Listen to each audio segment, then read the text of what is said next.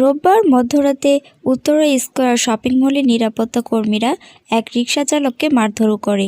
এই ঘটনার জের ধরে সেই রিকশা চালক মারা গেছেন বলে গুজব ছড়িয়ে পড়ে। এরপরেই আশপাশের এলাকার বিক্ষুব্ধ রিকশা চালক আগুন জ্বালিয়ে বিক্ষোভ শুরু করে, দাবি করে লাশ গুমের চেষ্টা চলছে।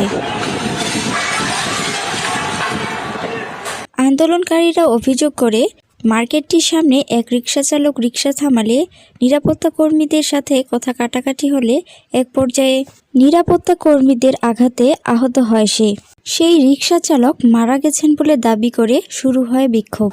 আরেকটা লোক যে মারতে মারতে পড়ে গেছে তাকে দাঁড়ানো একটা সিকিউরিটি গার্ড ছিল, টুপি পরা মশালার লোকটা ওনার টাইনা লয়ে গেছে রক্ত দলদলায় পড়তেছে। ওখানে যাত্রী নাম্বার দিছিল ওই সময় মারছে ভাই।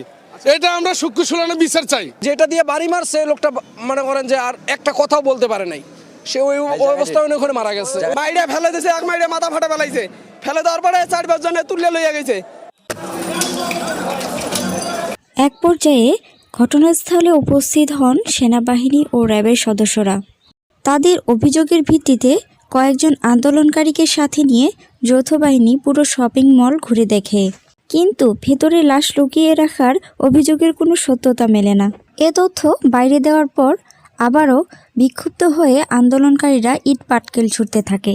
এ সময় পুলিশ তাদের ধাওয়া দিয়ে ও সাউন্ড গ্রেনেড ব্যবহার করে ছত্রভঙ্গ করে দেয়।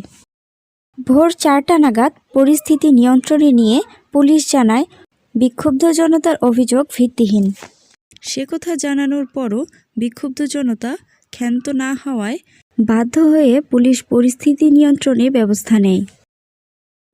আমরা তাদেরকে নিয়ে মিডিয়া সহ আমরা গিয়ে পুরো বিল্ডিংটা সার্চ করেছি, কোথাও কোনো লোকজনকে আটক করে এখানে রাখা হয়নি বা কোনো সুযোগ নেই। আমরা তাদেরকে আশ্বস্ত করেছি, তারপরও যদি তাদের কোথাও কোনো লোক মিসিং হয়ে থাকে তাহলে আমরা তাদেরকে নাম ঠিকানা আমাদেরকে দিলে আমরা সেটা আইনানুগ ব্যবস্থা গ্রহণ করে তাকে নিশ্চয়ই আমরা তাকে খুঁজে বের করব।